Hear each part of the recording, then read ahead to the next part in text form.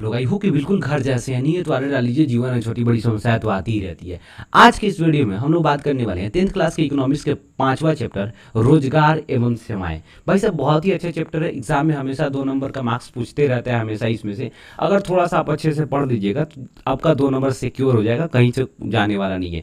देखिए इस एग्जाम में बेसिकली इस चैप्टर से क्या होता है कि आपको कुछ रोजगार, जैसे कि गवर्नमेंट के द्वारा जो रोजगार योजनाएं शुरू की गई थी, जो लोग बेरोजगार हैं उनके लिए, जैसे कि आपको मनरेगा शुरू किया गया था, उसके बाद आप लोगों को राष्ट्रीय ग्रामीण रोजगार कार्यक्रम शुरू किया गया हुआ था, जवाहर नवोदय कार्यक्रम शुरू किया गया था, ठीक है ना, काम के बदले अनाज कार्यक्रम शुरू किया गया था। तो सरकार के द्वारा ये बहुत सारा कुछ कार्यक्रम शुरू किया गया था, इसमें से क्वेश्चन पूछ देता है। उसके बाद अर्थव्यवस्था के कितने क्षेत्र, अर्थव्यवस्था विकास के कितने क्षेत्र है, प्राथमिक द्वितीयक तृतीयक, सेवा क्षेत्र क्या होता है, उद्योग क्षेत्र क्या होता है, उसके बाद भारत के जो जीडीपी जो होता है ना, उस जीडीपी में इसका क्या योगदान है, इन सभी चीज़ों का जो है थोड़ा सा इसमें जिक्र किया हुआ है। और उस चीज़ को हम लोग थोड़ा सा अगर समझ लेंगे एक एक करके तो बस एग्जाम में आपका क्वेश्चंस नहीं छूट सकता है। तो चलिए हम लोग एक एक करके क्वेश्चंस का पोस्टमार्टम करते हैं और मिल के मचाते हैं बवाल विद बहुत सारा सवाल।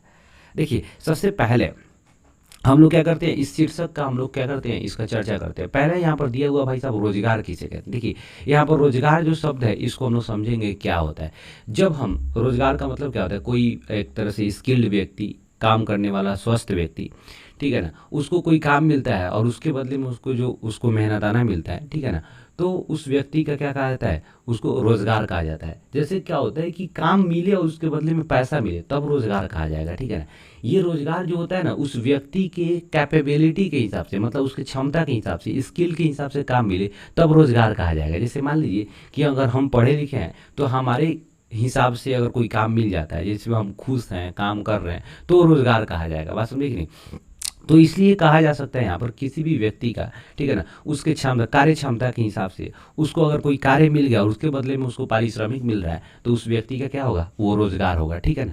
दूसरी क्या है, सेवाएं। मान लीजिए हम पढ़े लिखे व्यक्ति है, हम काम कर रहे हैं कहीं पर के और वहाँ से कुछ पैसा अर्न करके हम पूंजी बनाते हैं और पूंजी बनाने के बाद क्या होता है कि कोई मतलब अपना कार्य शुरू करते हैं, अपना धंधा शुरू कर देते हैं। जैसे मान लीजिए कि हम क्या कर लिए कि हमारे पास कुछ पैसा हुआ और हम पैसा करने के बाद, इकट्ठा करने के बाद क्या कर लिए, हम एक सपोज मान लीजिए कि एक शॉप खोल लिए, डेयरी शॉप खोल लिए, ठीक है ना, दूध वगैरह ये सब की दुकान खोल लिए। तो वहाँ से एक सेवा उत्पन्न होने लगा, ठीक है ना, लोगों का मोहल्ला के लोगों को दूध देने लग जाए, ठीक है ना। तो एक सेवा, एक जो भी दुकान होता है ना, बिजनेस वगैरह होता है, वो सेवा क्षेत्र के अंतर्गत तृतीय सेक्टर में आता है। हम लोग आगे चल के एक एक करके देखेंगे भी।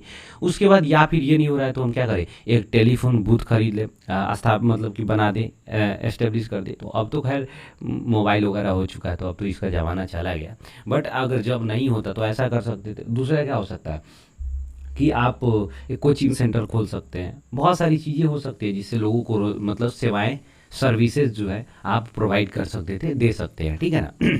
तो यहाँ पर समझ आई होप कि आया होगा आपको रोजगार का मतलब क्या होता है और सेवा का मतलब क्या होता है। अब हम लोग जो इससे रिलेटेड क्वेश्चंस किस तरह के एग्जाम में आते हैं और किस तरह एग्जाम में पूछे जाते हैं, उन सभी क्वेश्चंस का हम लोग क्या करेंगे, एक एक करके पोस्टमार्टम करेंगे। तो चलिए देखते हैं पहले क्वेश्चंस क्या है। देखिए क्वेश्चंस क्या है, इनमें कौन पूर्णतः सरकारी सेवा है। देखिए यहाँ पर कह रहा है क्या, सरकारी सेवा है। यहाँ पर कहने का मतलब ये है कि जब भी हम अर्थव्यवस्था के आर्थिक विकास की बात करते हैं तो उसमें क्या होता है कि अर्थव्यवस्था का को हम लोग विभिन्न क्षेत्रों में डिवाइड कर सकते हैं। यानी प्राथमिक क्षेत्र एक तरह से कह सकते हो आप, दूर यार गलत हो जाएगा क्या यार,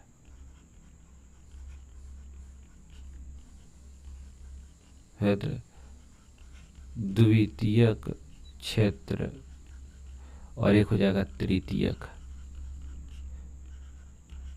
क्षेत्र, ठीक है ना। ये जो है थोड़ा सा हर साइड गई, हम भी कंफ्यूज हो जाते हैं, ठीक है ना। तो प्राथमिक क्षेत्र, द्वितीयक क्षेत्र और तृतीयक क्षेत्र। देखिए प्राथमिक क्षेत्र को हम लोग कृषि क्षेत्र भी कहते हैं, द्वितीय क्षेत्र को हम लोग उद्योग क्षेत्र या उत्पादन क्षेत्र कहते हैं, तृतीय क्षेत्र को हम लोग सेवा क्षेत्र कहते हैं, ठीक है ना। ये देखिए ये क्या है, किसी भी देश के अर्थव्यवस्था को हम लोग 3 सेक्टर्स में, 3 क्षेत्रों में विभाजित कर सकते हैं और उसमें जितने भी कार्य किया जाता है उसको भी हम लोग उसी सेक्टर में रखते हैं। जैसे कृषि से संबंधित जो कार्य होगा, कृषि हो गया, एक तरह से आप कह सकते हैं पशुपालन हो गया, माइनिंग, माइनिंग का मतलब खनन कार्य हो गया, ठीक है ना, डेयरी वगैरह हो गया। तो ये सब क्या है, प्राथमिक क्षेत्र में आ जाएंगे, और जो कार्य करते हैं उसे हम लोग प्राथमिक कार्य भी कह सकते हैं, अर्थव्यवस्था के प्राथमिक कार्य। द्वितीय कार्य का मतलब जो उत्पादन का कार्य होता है द्वितीय कार्य। तृतीय कार्य का मतलब जो सेवा क्षेत्र, जो जैसे मान लीजिए बैंकिंग हो गया, मॉल खोल लिए, बिजनेस कर लिए, एक तरह से ट्रांसपोर्टेशन का बिजनेस खोल लिए, ठीक है ना। तो ये सब क्या है आपका, ये सब तृतीय क्षेत्र में आ जाता है, ठीक है ना। तो इसलिए यहाँ पर कह रहा है क्या कि सरकारी सेवा, यानी कहने का मतलब जब सरकारी सेवा कर, यानी सेवा कहीं ना कहीं उसका प्रकार और भी प्रकार होता होगा। तो सेवा क्षेत्र को मुख्य रूप से दो प्रकार में बांटा जाता है, एक सरकारी सेवा क्षेत्र, सरकारी सेवा क्षेत्र, सेवा क्षेत्र, और दूसरा जो है भाई साहब गैर सरकारी, गैर सरकारी सेवा क्षेत्र, सेवा क्षेत्र। जैसे मान लीजिए रेलवे है, तो रेलवे क्या है, एक सरकारी सेवा। लेकिन अगर जय माता दी अगर बस है, बहुत सारा बस चलता है, सरकारी बस चलता है, प्राइवेट बस चलता है, तो बस की अगर हम लोग बात करते हैं वो क्या है, वो गैर सरकारी सेवा क्षेत्र में हो गया, ठीक है ना। अगर बैंक है तो सरकारी बैंक है तो सरकारी सेवा क्षेत्र में हो सकता है, अगर प्राइवेट बैंक है तो गैर सरकारी सेवा क्षेत्र में हो सकता है। तो वैसा मतलब कि सेवा क्षेत्र यानी कोई भी इंस्टीट्यूशन, कोई भी संस्था जो सरकार के द्वारा चलाया जाता है तो उसके सरकारी सेवा क्षेत्र में रखेंगे। जो किसी इंडिविजुअल यानी किसी खास व्यक्ति, निजी व्यक्ति के द्वारा चलाया जाएगा उसे गैर सरकारी कहेंगे। बहुत ही आसान है, उसमें कोई बड़ा इशू नहीं है। तो कह रहा है कि इनमें से कौन पूर्णतः सरकारी सेवा है, तो जाहिर सी बात है स्वास्थ्य सेवा, शिक्षा, सैन्य सेवा। आंसर क्या हो जाएगा आपका, सैन्य सेवा। सैन्य सेवा को कोई भी प्राइवेटाइज किया नहीं जा सकता है। इसको पूर्ण रूप से कौन देखभाल करता है, इसका सरकार देखभाल करता है। इसका संचालन कौन करता है, सरकार, सैन्य सेवा का। इसीलिए क्या हो जाएगा, ये पूर्णतः सरकारी सेवा हो जाएगा। हालांकि स्वास्थ्य सेवा भी सरकारी हो सकता है, शिक्षा भी हो सकता है, वायुयान भी हो सकता है, लेकिन पूर्णतः कह रहा है तो ये क्या है, सैन्य सेवा है। बात समझ नहीं।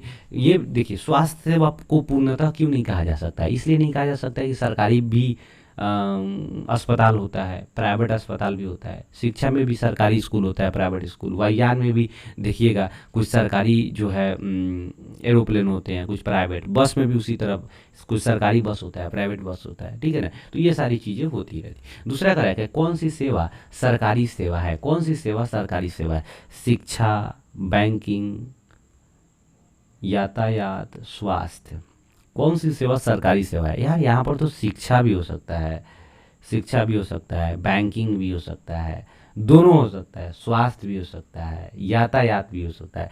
अगर हम लोग बात करें तो भाई साहब ये चारों में से सब हो सकता है, और चारों में प्राइवेट भी होता है। तो किसी एक को हम लोग नहीं टारगेट कर सकते।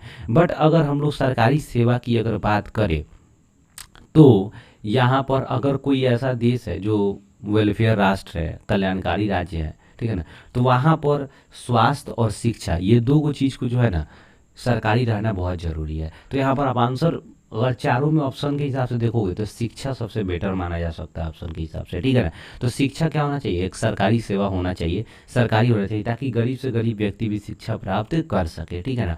हमारे संविधान में भी 6 वर्ष से 14 वर्ष के बच्चों को प्राथमिक शिक्षा फ्री में देने के लिए प्रावधान दिया गया है, ठीक है ना। जो दूसरा करेगा सेवा क्षेत्र का निर्माण होता है। देखिए सेवा क्षेत्र का निर्माण किससे होता है, परिवहन सेवाओं द्वारा, संचार सेवाओं द्वारा, वाणिज्य सेवाओं द्वारा, इनमें से सभी के द्वारा। क्या हो जाएगा, इनमें से सभी के द्वारा। ये सब क्या है, ये सब सेवा का प्रदान करने का मतलब क्या होता है कि जब आप किसी व्यक्ति से कोई मदद ले, ठीक है, या फिर कुछ उसको पैसा देकर पैसा दे रहे हैं, तो कहीं ना कहीं वो आपको कोई फिजिकल वस्तु, भौतिक वस्तु नहीं दे करके कहीं ना कहीं आपको कुछ सर्विसेज का मतलब, सेवा का मतलब ये हो गया कि कुछ आपका मदद किया हो और उसमें कोई भौतिक वस्तु नहीं दिया हो। जैसे मान लीजिए कि हमको कोई व्यक्ति बस में एक जगह से लेकर दूसरी जगह छोड़ देता है तो हम उसको भाड़ा देते हैं, लेकिन बसवा छोड़ देता है, हम ऐसा थोड़े कि सीटवा निकल चल जाते हैं, नहीं ना। हम केवल वो हमारा एक जगह से दूसरी जगह छोड़ने का कार्य था उसका और हमको छोड़ दिया, ठीक है ना, उसके बदले में हम किराया दे दिए। तो इसका मतलब क्या हो गया कि हमको कोई वस्तु नहीं दिया लेकिन एक सेवा मिल गया। हम आपको पढ़ाते हैं तो हम आपको पढ़ा रहे थे क्या, कुछ दे रहे हैं क्या, नहीं दे रहे हैं ना। ऐसा तो नहीं कि कोई फिजिकल वस्तु, फिजिकल वस्तु का मतलब जिसको आप छू के देख सके, ठीक है ना, टच कर सके, तो ऐसा नहीं दे रहे हैं। हम आपको ज्ञान दे रहे हैं जो आप महसूस कर रहे हैं, ठीक है ना, इसके बदले में आप हमको पैसा देते हैं। बात समझ आ रहा है नहीं यार। तो यहाँ पर सेवा का मतलब कोई भौतिक वस्तु से नहीं होता है, एक ऐसा आप मदद कह सकते हैं, एक ऐसा मतलब कि अनुभव कह सकते हैं जो आप केवल जो है ना फील कर सकते हैं भाई साहब, ठीक है ना, और आपको क्या हो सकता है, आपके उद्देश्यों की पूर्ति उससे हो सकता है, ठीक है ना। वहाँ पर भौतिक वस्तु का कोई लेना देना नहीं होता है। तो यहाँ पर क्या हो जाएगा, इनमें से सभी। नेक्स्ट क्वेश्चन का रहेगा, भारत में सेवा क्षेत्र को सामान्यतः कितने दो भाग में, सरकारी और गैर सरकारी। दूसरा का रहेगा, सेवा क्षेत्र में शामिल होता है। देखिए सेवा क्षेत्र में शामिल होता है, सरकारी क्षेत्र भी होता है, गैर सरकारी, तो इनमें से दोनों हो जाएगा, बी नंबर आंसर सही हो जाएगा। नेक्स्ट का रहेगा, इनमें से कौन सरकारी सेवा के अंतर्गत अंतर्गत शामिल किया जाता है। सरकारी सेवा के अंतर्गत शामिल, बहुत ही आसान है ना, सैन्य सेवा, रेलवे, बिल्कुल यहाँ पर A+B हो जाएगा आपका आंसर, ठीक है ना। नेक्स्ट क्वेश्चन करें, वर्तमान समय में सकल घरेलू उत्पाद में सेवा क्षेत्र का योगदान क्या है।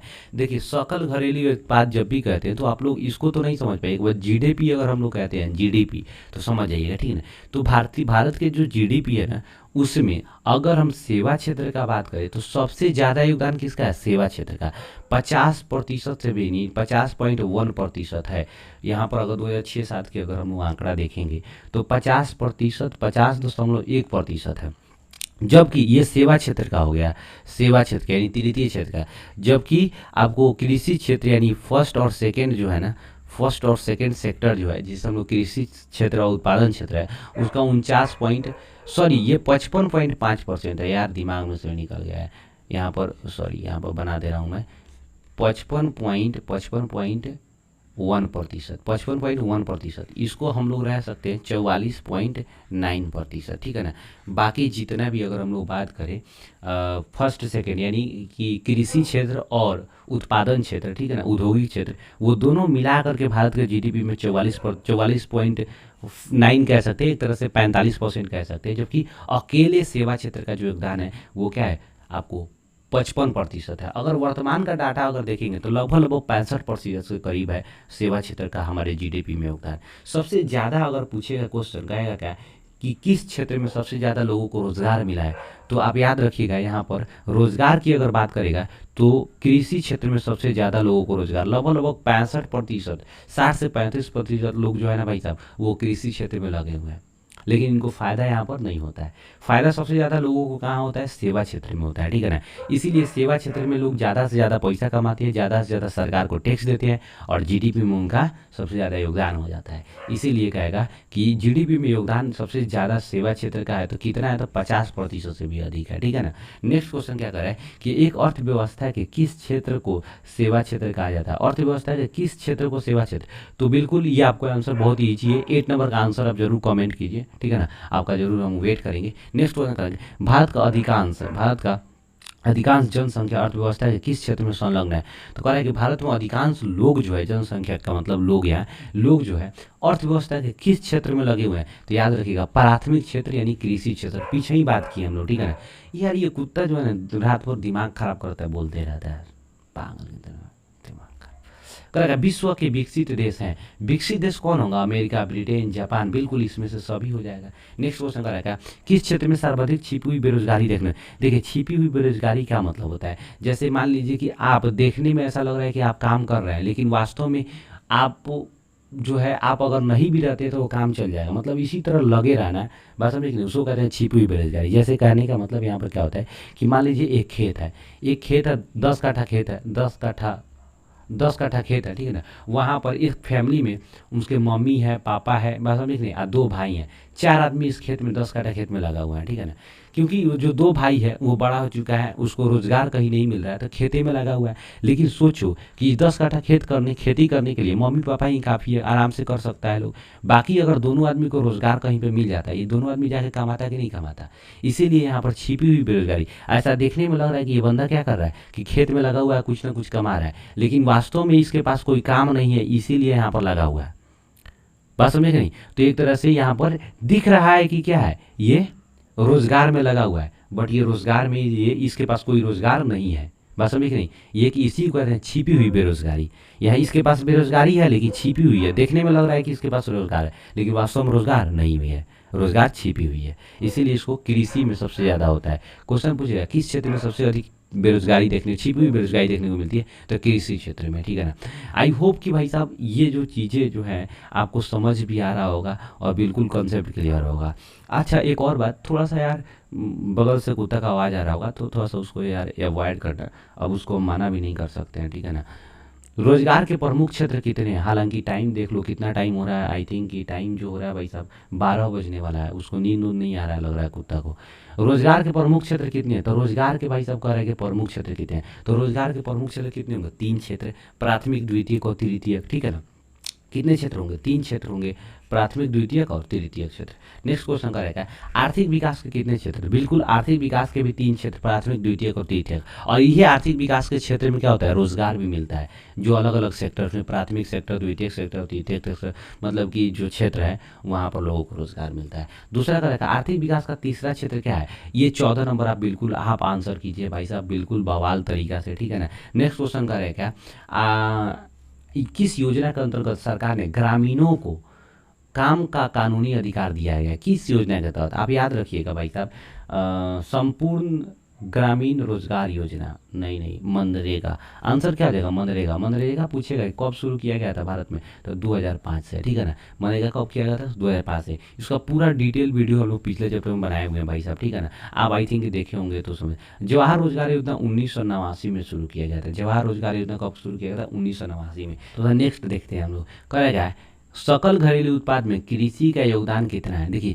हम सकल घरेलू उत्पाद की बात करेंगे, यानी जीडीपी में कृषि का कितना योगदान है, तो 18.5%, ठीक है ना। 18.5% किसका योगदान है, कृषि का योगदान है। जबकि अगर हम लोग बात कर ले भाई साहब कि कृषि का तो इतना हो गया, और उद्योग का, औद्योगिक क्षेत्र का, यानी उद्योग का कितना प्रतिशत योगदान है, तो 26 पॉइंट समथिंग है, ठीक है ना।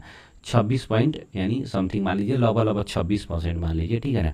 और यहाँ सेवा क्षेत्र का कितना है, तो आप याद रखिए 55% लगभग में, ठीक है ना। तो आप थोड़ा सा इसको याद रखिएगा कि सकल घरेलू उत्पाद का मतलब जीडीपी में कितना योगदान है। आज कुछ क्वेश्चन पूछेगा कि जीडीपी में सबसे ज़्यादा योगदान तो सेवा क्षेत्र, आप आएगा कि किस क्षेत्र में सबसे ज़्यादा लोगों को रोजगार मिला है, तो कृषि क्षेत्र, बात समझ आया ना। नेक्स्ट क्वेश्चन करेगा विकसित देशों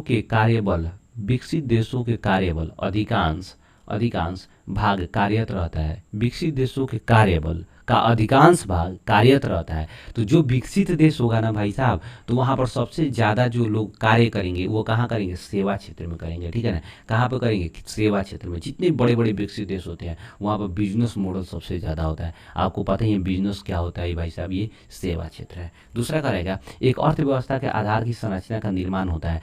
अर्थव्यवस्था के आधार की संरचना मतलब कि एक अर्थव्यवस्था का जो मुख्य आधार होता है, एक तरह से नींव जो होता है वो क्या होता है, तो उसका कृषि द्वारा होता है, बात समझे नहीं, सेवाओं के द्वारा होता है, उद्योग के द्वारा और तीनों के द्वारा। बिल्कुल यहाँ आंसर क्या हो जाएगा, तीनों के द्वारा। किसी भी किसी भी अर्थव्यवस्था का जो आधार होता है, ये तीनों क्षेत्र, आर्थिक व्यवस्था का आधार जो होता है ये तीनों क्षेत्र से बनता है किसी भी अर्थव्यवस्था का, ठीक है ना। दूसरा का रहेगा कौन सी सेवा गैर सरकारी है, सैन्य सेवा सरकारी होगा, माल सेवा, वित्त सेवा, रेल सेवा, माल सेवा। ये माल सेवा क्या होता है, या मॉल सेवा होगा, ठीक है ना। मॉल जो बड़ा बड़ा मॉल वगैरह होता है ना, वो सरकारी नहीं होता है, वो प्राइवेट होता है, ठीक है ना। यहाँ पर क्या हो जाएगा, बी नंबर आपका आंसर हो जाएगा सही। दूसरा क्या रहेगा कि विकासशील देशों में कार्यशील जनसंख्या अधिकांशतः संलग्न होती है। जितने भी विकासशील देश होता है वहाँ पर जितने भी जनसंख्या का अधिकतम लोग जो होता है ना, वो कृषि क्षेत्र में लगा रहता है। किस में लगा रहता है, कृषि क्षेत्र में, सबसे ज़्यादा कृषि क्षेत्र में लगा रहता है, ठीक है ना। और कृषि क्षेत्र से आउटपुट ज़्यादा नहीं होता है, फ़ायदा ज़्यादा नहीं होता है, इसलिए देश का विकास ज़्यादा नहीं हो पाता है। जीडीपी में होना चाहिए ना योगदान, तभी ना जीडीपी बढ़ेगा देश का और देश भी विकास करेगा, नहीं हो पाता है ऐसे। करेगा नरेगा के अंतर्गत ग्रामीण मजदूरों को साल में कम से कम कितने दिनों को रोजगार मिलता है। देखिए ये तो हम लोग पिछले चैप्टर में पूरा फाड़ चीड़ के हम लोग पढ़े हुए थे, और आपसे हम पूछते हैं भाई साहब कि कितने दिनों के लिए मिला था। बिल्कुल आप लोग कमेंट कीजिए और बवाल मचाइए, देखते हैं कितने लोगों को याद है। करेक्ट अगला, जवाहर रोजगार योजना कब लागू होता है। देखिए जवाहर रोजगार योजना 1989 ईस्वी में, ठीक है ना, 1989 ईस्वी, हमेशा याद रखिएगा। करेगा महात्मा गांधी राष्ट्रीय रोजगार गारंटी योजना यानी मनरेगा, ठीक है ना। मनरेगा कब शुरू किया गया था भाई साहब, मनरेगा कब शुरू किया गया था, तो मनरेगा भाई साहब 2005 में। उसको उस समय तो नरेगा शुरू किया गया था, ठीक है ना। नरेगा शुरू किया जाता है, ठीक है ना, उस समय नरेगा शुरू किया जाता था। लेकिन 2009 में इसका नाम बदल कर मनरेगा, ठीक है ना, एमजी लगा दिया गया, महात्मा गांधी लगा दिया गया, ठीक है ना। नेक्स्ट क्वेश्चन का रहेगा इनमें रोजगार सृजन के लिए कौन सी योजना चलाई जा रही है। रोजगार के सृजन के लिए कौन सी रोजगार, यानी रोजगार लोगों को एक तरह से, सृजन का मतलब होता है उत्पादन करना, यानी सृजन का मतलब होता है कि एक तरह से उत्पत्ति कराना, ठीक है ना।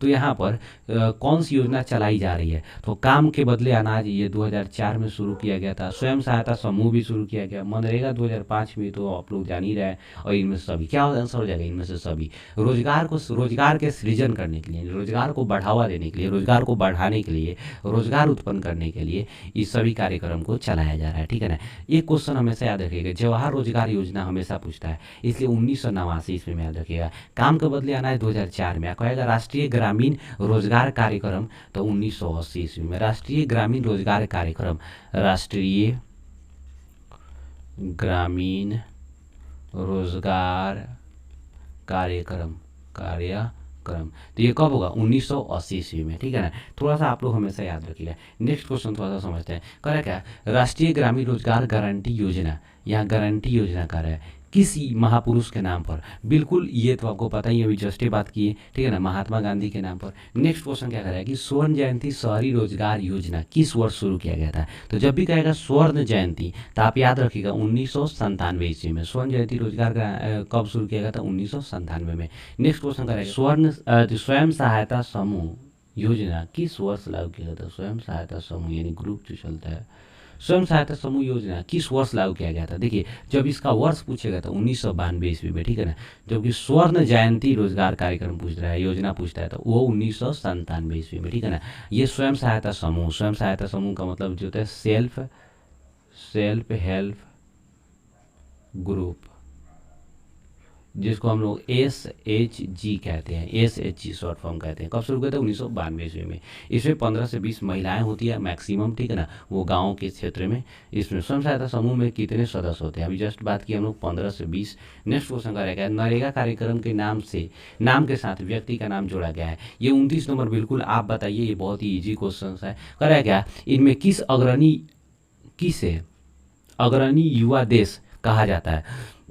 अग्रणी युवा देश का मतलब ये होता है ना कि किस देश में सबसे ज़्यादा युवा लोग हैं, युवा का मतलब यूथ है, ठीक है ना। तो भारत अभी जो है ना युवाओं का देश है। भारत में युवा लोगों की कमी नहीं है, बहुत युवा लोग हैं, ठीक है ना। बस ये है कि इसको सही डायरेक्शन में रोजगार मिल जाए, काम मिल जाए, तो देश बहुत जल्दी आगे बढ़ेगा। नेक्स्ट क्वेश्चन करेगा, भारत को किस उद्योग के क्षेत्र में अधिक सफलता मिली है। भारत भाई साहब सॉफ्टवेयर के क्षेत्र में, कंप्यूटर सॉफ्टवेयर के क्षेत्र में दुनिया में सबसे अव्वल आता है। अमेरिका सबसे ज़्यादा कंप्यूटर सॉफ्टवेयर को भारत से लेता है, ठीक है ना। आपको पता है भारत से बहुत ज़्यादा सॉफ्टवेयर इंजीनियर भी बाहर जाके काम करते हैं, ठीक है ना। विश्व में बाह्य स्रोती, विश्व में बाह्य स्रोती के लिए सबसे सस्ता, सुरक्षित और गुणवत्ता वाला देश कौन सा है। बाह्य स्रोतीकरण का मतलब क्या होता है, कोई बड़ा सा कंपनी होता है, ठीक है ना, और उसको कोई चीज़ की ज़रूरत पड़ती है, चाहे लेबर की ज़रूरत पड़े या फिर किसी भी चीज़ की ज़रूरत पड़ती है, और वो दूसरी कंपनी से लेता है या फिर दूसरे देश से मंगाता है, उसे कहेंगे बाह्य स्रोतीकरण, ठीक है ना। आउटसोर्सिंग, ये भारत जो होता है ना, इसका आंसर भारत में जो है ना, यहाँ के लेबर बहुत ईमानदार हैं, कम से कम दाम में मिल जाते हैं, अच्छा है, कोई आतंकवाद ये सब का डर नहीं है, ठीक है ना। तो भारत बहुत ही फेमस है इसके मामले में, ठीक है ना। भारत के लोगों को बहुत डिमांड है। जैसे मान लीजिए पाकिस्तान है, तो पाकिस्तान को लोगों को बहुत सारा देश घुसने भी नहीं देता है, क्या कि मैक्सिमम चांस रहता है कि वो आतंकवादी निकल जाएगा, ठीक है ना। इसलिए लोग डरते हैं, कोई भी देश डरता है, पाकिस्तानी, अफगानिस्तान, ये सब देश से, ठीक है ना। दूसरा क्वेश्चन करेगा कि भारत में सेवा क्षेत्र की शुरुआत कब हुई थी। तो भारत में जब भी सेवा क्षेत्र की शुरुआत करेगा ना, तो 1980 के दशक में, याद रखिएगा 1980 के दशक में सेवा क्षेत्र का शुरुआत करेगा। भारत की परिवहन सेवाओं में सर्वाधिक महत्वपूर्ण है। भारत की परिवहन सेवा में सबसे अधिक महत्वपूर्ण कौन सा होगा, रेलवे। भारत में तो रेल बहुत ही फेमस है, कम से कम दाम में कहीं चले जाओ। करेगा ऊर्जा का मुख्य स्रोत कौन सा है, इनमें से सभी। ऊर्जा का मुख्य स्रोत कौन होगा, इनमें से सभी होगा। दूसरा करेगा मानव पूंजी निर्माण के लिए आवश्यक है। मानव पूंजी का मतलब क्या होता है, हमारा नॉलेज, हमारा ज्ञान, हमारा साहस, हमारा एक तरह से स्किल, जो हमारे अंदर कोई गुण है, उसको कहेंगे मानव पूंजी। तो वस्त्र एवं आवास, अरे यार हट भाई, डरा दिया ये तो, कटना। वस्त्र एवं आवास, स्वस्थ शरीर एवं स्वस्थ मन, पर्याप्त भोजन, इनमें से सभी। बिल्कुल, देखिए कहने का मतलब क्या है कि एक मनुष्य जो होगा डेवलप कैसे करेगा, मनुष्य का दिमाग कैसे डेवलप करेगा, मनुष्य अच्छा से सोचेगा कैसे, विकास कैसे करेगा, उसको उसका जो बेसिक नीड्स है, हमारा कितने बेसिक नीड्स है, 5 बेसिक नीड्स है। बेसिक नीड्स का मतलब हमारी आधारभूत जरूरत, ठीक है ना, मूलभूत जरूरत। तो मूलभूत जरूरत हमारे कितने हैं, 5 है। कौन कौन सा है, रोटी, मतलब कपड़ा, मकान, पहले हमारा मूलभूत आवश्यकता कितनी थी, 3 ही थी, लेकिन बाद में आज के समय में क्या बढ़ गया, 2 शिक्षा प्लस स्वास्थ्य, शिक्षा प्लस स्वास्थ्य, ठीक है ना। तो यहाँ पर कितने हमारे मूलभूत आवश्यकताएं कितनी है, जरूरत कितनी है मनुष्य का, 5 को है, ठीक है ना। जब ये सही से रहेगा तो हमारा विकास होगा सही ढंग से, इसलिए यहाँ पर डी नंबर आंसर हो जाएगा। दूसरा करेगा मानव पूंजी का प्रमुख घटक है, तो मानव पूंजी का प्रमुख घटक, घटक करने का मतलब जिससे प्रभावित होता है वो चीज़ें, ठीक है ना। मानव पूंजी यानी मानव का दिमाग, ज्ञान, नॉलेज, ये सब कैसे बढ़ेगा, उसको शिक्षा दिया जाएगा प्रॉपर, उसको रहने के लिए आवास दिया जाए, ठीक है ना। अब मान लीजिए सब कुछ व्यवस्था हो और उसको घर ही नहीं हो तो तुरंत बीमार पड़ जाएगा, क्या हो जाएगा, मर जाएगा। स्वास्थ्य सही हो तो इसमें से, इनमें से डी नंबर, इनमें से क्या हो जाएगा, सही नंबर क्या हो जाएगा आपका, डी, इनमें से सभी। दूसरा करेगा मानव पूंजी के प्रमुख घटक कितने हैं, देखिए मानव पूंजी के प्रमुख घटक कितनी, यानी हमारी मूलभूत आवश्यकताएं कितनी है, 5, इसीलिए मानव पूंजी का प्रमुख घटक कितने हो जाएंगे, 5। नेक्स्ट क्वेश्चन करेगा मानव पूंजी का विकास कैसे होता है, तो प्रशिक्षण से, सूचना में पूंजी निवेश से, शिक्षा से, इनमें से सभी से। मानव की पूंजी यानी मानव का दिमाग बढ़ेगा कैसे, इन सभी से बढ़ेगा। दूसरा क्वेश्चन करेगा 6 वर्ष से 14 वर्ष की आयु वाले बच्चों को दी जाने वाली शिक्षा कहलाती है, क्या कहलाती है, प्रारंभिक शिक्षा। 6 से 14 वर्ष के बच्चों को, ठीक है ना, प्रारंभिक शिक्षा।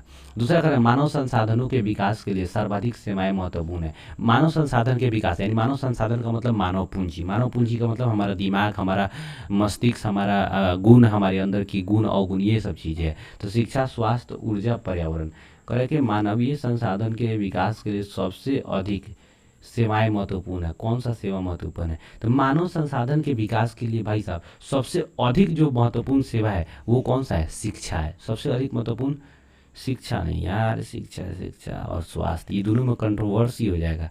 तो शिक्षा और स्वास्थ्य में अगर मान लो कंट्रोवर्सी हो जाए तो कौन जीतेगा, शिक्षा जीत जाएगा, ठीक है ना। यहाँ पर शिक्षा स्वास्थ्य होना चाहिए। कहने का मतलब क्या कि अगर आपका स्वास्थ्य बढ़िया रहेगा तभी ना पढ़िएगा, बहुत ज़्यादा पढ़ लीजिए लेकिन स्वास्थ्य बढ़िया नहीं रहेगा, कोई काम कराएगा। इसीलिए यहाँ पर मानव संसाधन के विकास के लिए सबसे अधिक और अधिक महत्वपूर्ण कौन सा है भाई साहब, तो स्वास्थ्य, ठीक है ना। उसके बाद शिक्षा। कहे कि भारत में आर्थिक विकास का नया दौर कब शुरू हुआ था। देखिए भारत का स्थिति बिल्कुल खराब हो चुका था, भारत का इकोनॉमी डूब गया था, मात्र 15 दिन के खाने के लिए बच गया था हम लोग के देश के पास पैसा। उस समय 1991 में डॉक्टर मनमोहन सिंह वित्त मंत्री थे, उन्होंने क्या हुआ था, एलपीजी लाया, एलपीजी, लिबरलाइजेशन, प्राइवेटाइजेशन, ग्लोबलाइजेशन, जिसको हम लोग कहते हैं उदारीकरण। उसके बाद प्राइवेटाइजेशन का मतलब होता है मतलब कि प्राइवेटाइजेशन का मतलब क्या हो सकता है, निजीकरण, जिसे हम लोग कैपिटलिस्ट कह सकते हैं, और वैश्वीकरण, ठीक है ना। तो ये तीनों जो है भारत में 1991 में लाया गया और भारत की इकोनॉमी को बचाया गया, ठीक है ना। नेक्स्ट क्वेश्चन करेगा भारत सरकार ने किस प्रकार की शिक्षा को मौलिक अधिकार घोषित किया है। प्रारंभिक शिक्षा को यानी 6 से 14 वर्ष बच्चे जो होते हैं ना, उनके शिक्षा को भारत सरकार ने क्या किया हुआ है, एकदम मौलिक अधिकार घोषित किया हुआ है कि एकदम जरूरी है, सरकार का ये कर्तव्य बनता है कि उनको फ्री शिक्षा दे। नेक्स्ट क्वेश्चन रहेगा कौन प्राथमिक ऊर्जा का उदाहरण नहीं है। प्राथमिक ऊर्जा, ये देखिए पहले ही पढ़ा चुके हम लोग ज्योग्राफी में, जब भी प्राथमिक ऊर्जा का उदाहरण पूछेगा तो उदाहरण नहीं है, तो नहीं है का मतलब विद्युत, ये क्या है भाई साहब, गैर पारंपरिक, बात समझे कि नहीं, यानी द्वितीयक ऊर्जा का उदाहरण है गैर पारंपरिक, ठीक है ना। दूसरा क्या रहेगा यहाँ पर कि विगत वर्षों में बिहार में किस क्षेत्र का सर्वाधिक विकास हुआ है। विगत वर्षों में बिहार में किस क्षेत्र में सर्वाधिक विकास हुआ है। तो जब भी बिहार या फिर किसी भी देश में अगर कोई क्षेत्र में विकास होने की बात करता है ना, तो याद रखना सेवा क्षेत्र में विकास अच्छा खासा होता है कहीं का भी।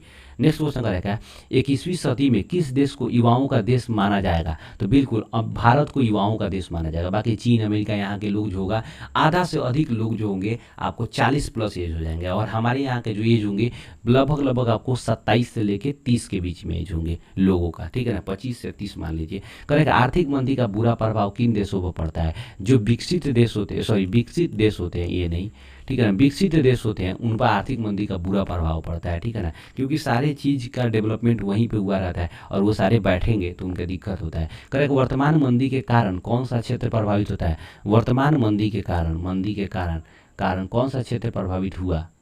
वर्तमान मंदी के कारण कौन सा क्षेत्र प्रभावित हुआ। कृषि क्षेत्र, सेवा क्षेत्र, उद्योग क्षेत्र, ए और बी। वर्तमान मंदी के कारण कौन सा क्षेत्र प्रभावित हुआ। देखिए जब भी कहीं पर भी वर्तमान मंदी यानी मंदी होगा ना, तो सबसे पहले कौन सा क्षेत्र प्रभावित होगा, सेवा क्षेत्र प्रभावित होगा। याद रखिएगा। सबसे पहले कौन सा क्षेत्र प्रभावित होगा? सेवा क्षेत्र। कृषि और उद्योग वो बाद में देगा, लेकिन सबसे पहले जो प्रभावित तो सबसे ज़्यादा होता है सेवा क्षेत्र। जैसे देखिए ना, कोविड-19 हो गया था, आपको कितना दिक्कत हो रहा था, ना गाड़ी घोड़ा चल रहा था, ना कोचिंग चल रहा था, ना कोई दुकान खुल रहा था टाइम से। तो ये सब का है, ये सब सेवा प्रदान करने वाला जो है संस्था है कि नहीं है? सेवा प्रदान इन सभी चीज़ से होता है कि नहीं होता है? बिल्कुल होता है। तो यहाँ पर सबसे ज़्यादा क्या होता है? सेवा क्षेत्र प्रभावित होता है। नेक्स्ट क्वेश्चन का रहेगा, भारत का कौन सा शहर सूचना प्रौद्योगिकी में विश्व के अग्रणी सूचना प्रौद्योगिकी की श्रेणी में आता है? बेंगलोर। ठीक है, भारत के बेंगलोर को सिलिकॉन वैली भी कहा जाता है, गार्डन सिटी ऑफ इंडिया भी कहा जाता है। पिछले भी चैप्टर में हम लोगों ने चर्चा किया हुआ था, ठीक है ना, इसलिए आप भाई साहब इसको याद कर लीजिएगा। नेक्स्ट क्वेश्चन जो हम लोग का चैप्टर आएगा वो वैश्वीकरण, ठीक है ना। वैश्वीकरण जो आएगा भाई साहब, बिल्कुल हम लोग का मस्त, आप लोग का जितने भी एग्जाम में क्वेश्चन पूछे गए हैं उन सभी क्वेश्चंस का एक संकलन होगा, ठीक है ना। एक टोटल जो होगा आपका उसका कलेक्शन होगा और देखेंगे हम लोग। तो बस इतना ही नेक्स्ट चैप्टर में हम लोग देखेंगे, जो छठा चैप्टर है। आज के लिए इतना ही रहने देते हैं। वीडियो अच्छा लगा हो तो लाइक कीजिए, नहीं अच्छा लगा और डिसलाइक कीजिए। चैनल को कंपलसरी सब्सक्राइब कीजिए। भाई सब जितने लोग 10th में पढ़ रहे हैं दोस्त के बाद ज़रूर शेयर करो यार। और जो चीज़ें, जो पोर्शन अच्छा लगा हो या फिर जो कुछ ऐसा हो जो तुम्हें लगता हो सुधार कर दे भाई साहब, ठीक है ना, तो ज़रूर आप सजेशन दीजिए कमेंट बॉक्स में। बिल्कुल हम हमेशा हर किसी का कमेंट बॉक्स हमेशा हमेशा कमेंट को पढ़ते हैं, उसका रिप्लाई भी करते हैं। तो आई होप कि सबको एंजॉय किए होंगे, पढ़े होंगे। मिलते हैं नेक्स्ट वीडियो में बवाल मचाते हुए, तब तक के लिए जय हिंद।